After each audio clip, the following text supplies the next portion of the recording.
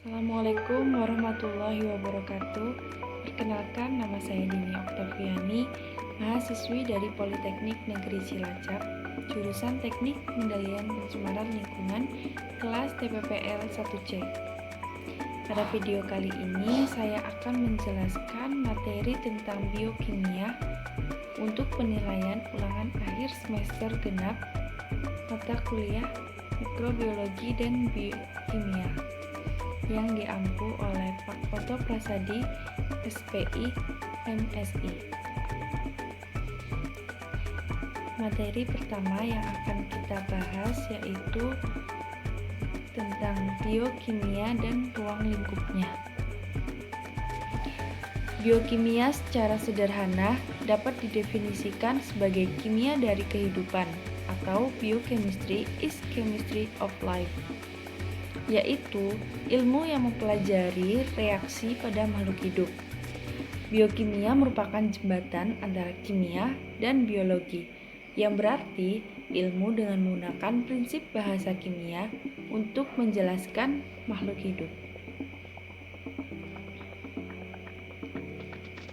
Biokimia dapat dibagi menjadi 3 topik utama, yaitu yang pertama ada struktur biokimia, difokuskan pada struktur molekul penyusun makhluk hidup, dikaitkan antara struktur molekul dan struktur biologi molekul penyusun makhluk hidup. Dan yang kedua ada proses metabolisme yang terjadi pada makhluk hidup dan regulasinya, serta energi yang terlibat. Dan yang ketiga ada informasi biokimia yang dihubungkan dengan proses kimia dan senyawa yang menyimpan dan mentransmisikan informasi biologi yang dikenal sebagai pewarisan sifat sel. Makromolekul pada sel hidup dapat bergabung dengan makromolekul lain membentuk kompleks supramolekul seperti membran, dinding sel, kromosom, dan virus. Deretan reaksi pada pembentukan atau degradasi molekul komponen sel hidup tersebut dikenal dengan metabolisme. Saya akan menjelaskan tentang gen. Gen adalah segmen pada DNA yang mengkode RNA, yaitu messenger RNA atau mRNA. mRNA itu adalah molekul yang mengkode urutan residu asam amino pada peptida atau protein. Transport RNA. tRNA molekul yang membawa asam amino ke ribosom pada proses perpanjangan rantai peptida selama sintesa peptida atau protein. Dan ribosomal RNA atau rRNA merupakan molekul penting yang berasosiasi dengan protein membentuk ribosom dan molekul kecil RNA. Masuk ke subbab karakteristik makhluk hidup. Karakteristik makhluk hidup dibagi menjadi 5. Yang pertama akan kita bahas yaitu makhluk hidup tersusun atas sel. Dan yang kedua, makhluk hidup mengalami pertumbuhan dan perkembangan. Dan yang ketiga, makhluk hidup melakukan metabolisme. Keempat, makhluk hidup memberikan respon terhadap rangsangan. Dan yang kelima, makhluk hidup mempunyai kemampuan beradaptasi dengan lingkungan. Masuk ke subbab peranan biokimia. Peranan besar biokimia telah merubah kehidupan manusia menjadi lebih baik dalam berbagai bidang seperti bidang kedokteran, farmasi, kesehatan, pertanian, peternakan, perikanan, dan pangan. Pada bidang kedokteran, kesehatan, dan farmasi, penemuan berbagai macam vaksin, penemuan pengobatan penyakit kanker, penemuan obat HIV, dan produksi insulin manusia, serta produksi antibiotik. Pada bidang pertanian, penemuan tanaman unggul seperti kapas transgenik, jagung manis Thailand, durian Bangkok, beras mengandung beta-karoten atau gold rice, tomat tahan simpanan, pupuk organik. Dalam bidang peternakan, penemuan ternak unggul. Bidang pangan, pembuatan keju, yogurt, Yakult, kecap, tempe, nata, tepung modifikasi, dan produksi asam amino esensial. Dan produksi vitamin seperti produksi enzim pangan seperti produksi amilase, lipase, selulase, silanase, dan inulinase.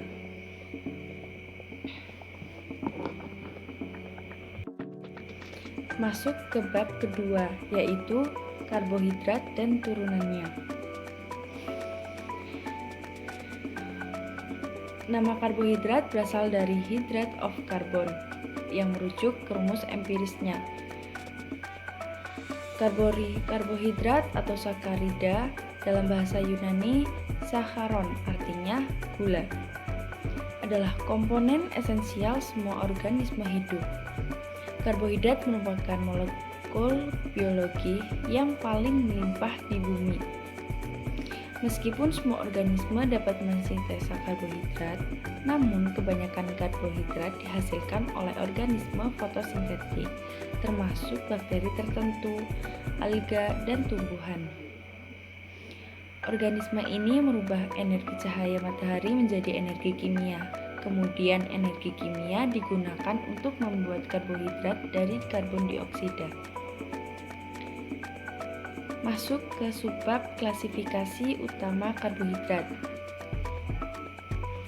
Klasifikasi utama karbohidrat dibagi menjadi 4 macam. Yang pertama ada monosakarida. Monosakarida merupakan unit terkecil dari struktur karbohidrat. Dan yang kedua ada disakarida. Disakarida terdiri dari 2 residu monosakarida yang berikatan kovalen dengan nama ikatan glikosida. Dan yang ketiga ada oligosakarida. Oligosakarida dalam bahasa Yunani oligos, artinya sedikit, terikat 3 sampai kira-kira 20 residu monosakarida. Dan yang terakhir ada polisakarida. Polisakarida dalam bahasa Yunani polis, artinya banyak, adalah polimer yang mengandung banyak atau biasanya lebih dari 20 residu monosakarida. Secara struktural, karbohidrat merupakan polihidroksialdehid atau polihidroksiketon atau senyawa yang menghasilkan polihidroksialdehid atau polihidroksiketon pada produk hidrolisisnya. Molekul karbohidrat dapat berikatan dengan molekul lain membentuk glikokonjugat. Glikokonjugat adalah turunan karbohidrat di mana satu atau lebih rantai karbohidrat berikatan kovalen dengan peptida, protein, atau lipid. Turunan ini termasuk proteoglikan, peptidoglikan, glikoprotein, dan glikolipid. Karbohidrat pada proteoglikan, peptidoglikan, glikoprotein, dan glikolipid merupakan heteroglikan. Masuk ke subbab turunan klasifikasi utama karbohidrat. Yang pertama, monosakarida. Monosakarida adalah karbohidrat paling sederhana, karena monosakarida tidak dapat lagi dihidrolisis menjadi gula yang lebih sederhana. Sifat monosakarida adalah larut di dalam air, berwarna putih, padat kristalin, dan berasa manis. Secara struktur kimia, monosakarida adalah polihidroksialdehid atau polihidroksiketon. Monosakarida dapat dikelompokkan berdasarkan tipe gugus karbonilnya.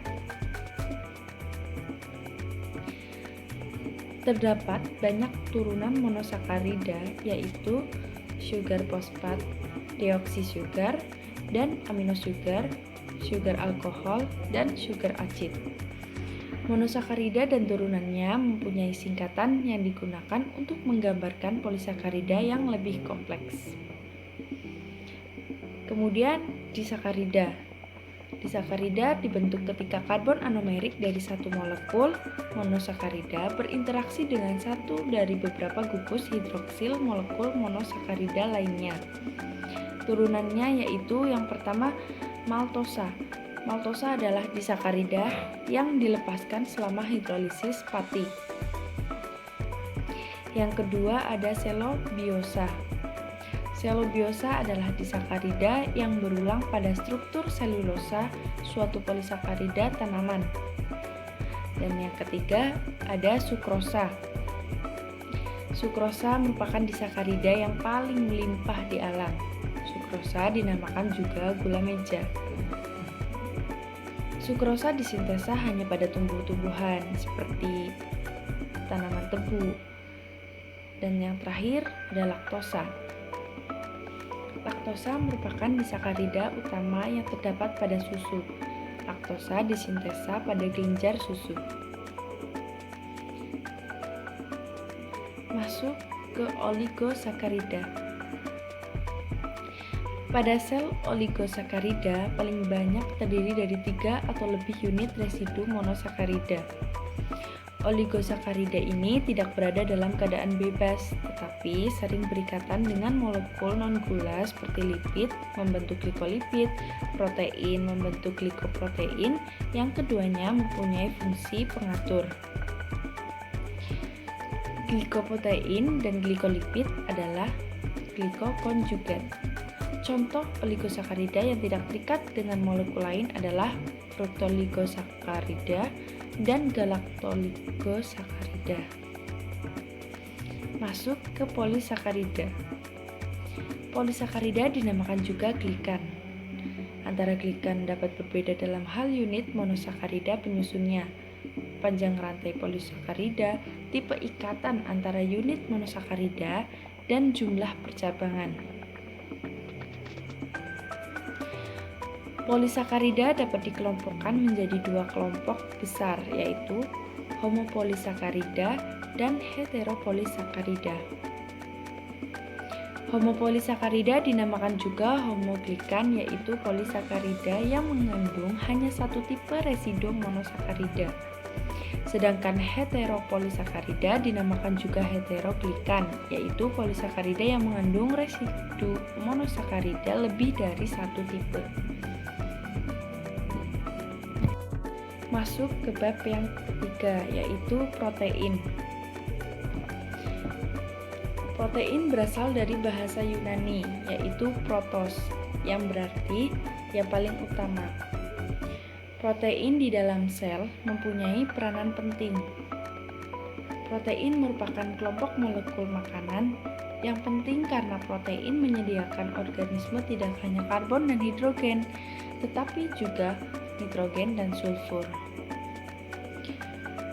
Fungsi protein antara lain perlindungan terhadap infeksi, katalis reaksi metabolik, dan dukungan dan kekuatan mekanik.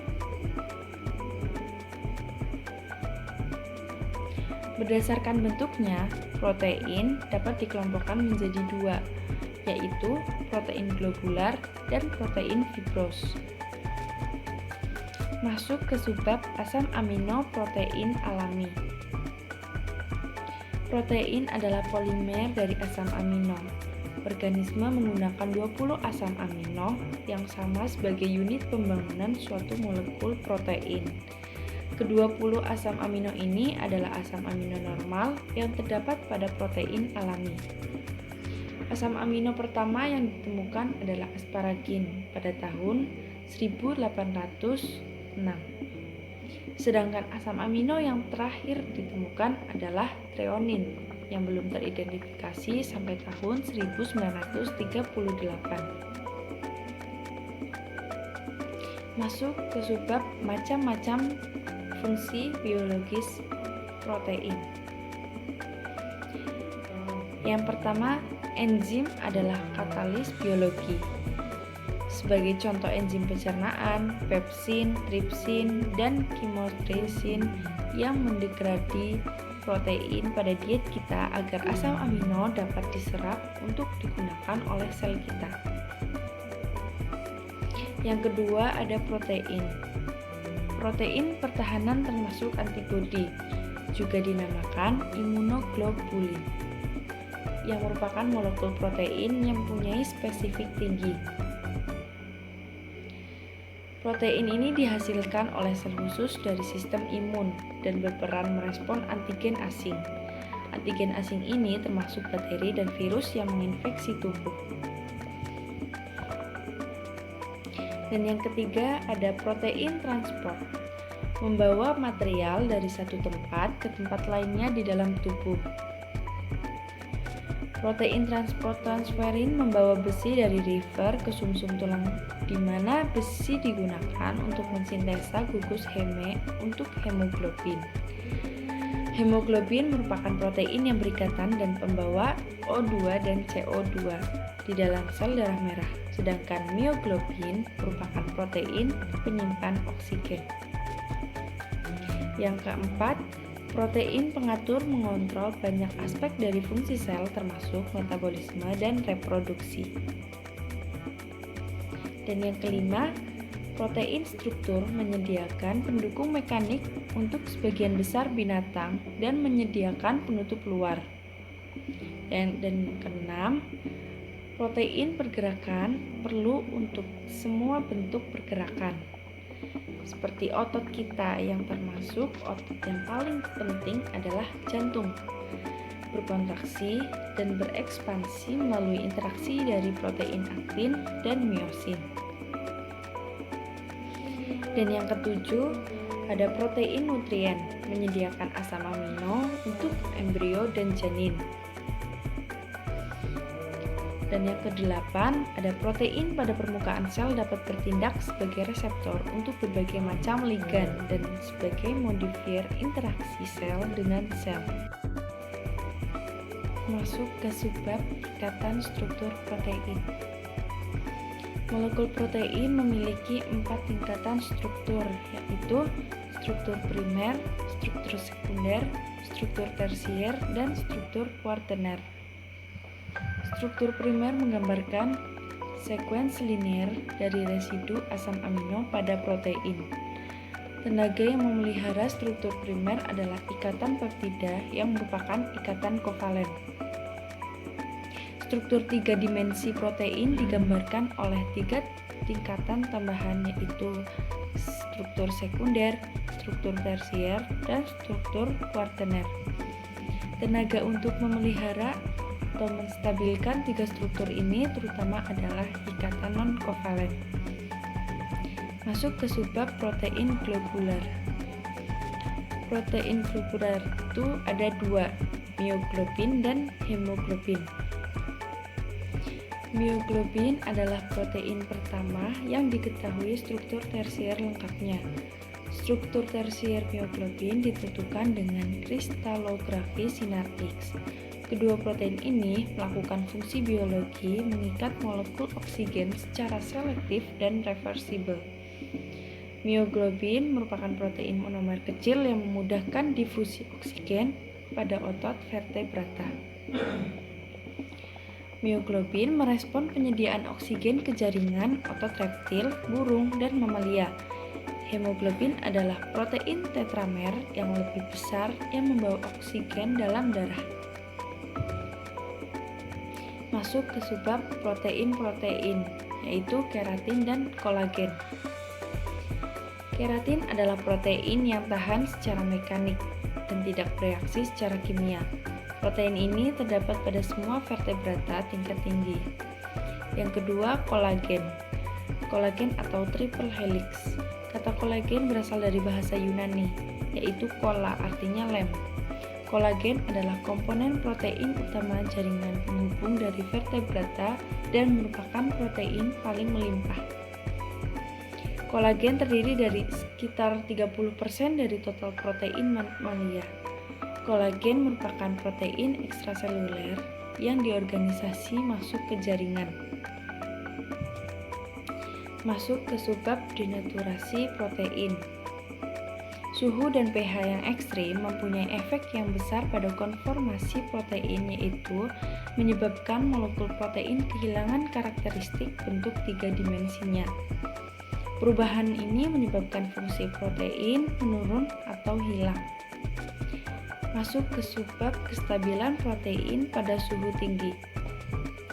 Enzim dan protein pada termofil dan hipertermofil lebih tahan panas daripada mesofil dan fungsinya optimal pada suhu tinggi. Masuk ke subbab gel elektroforesis protein. Gel elektroforesis protein adalah teknik pemisahan molekul protein berdasarkan sifat fisikanya, seperti muatan atau masanya dalam matriks gel menggunakan arus listrik.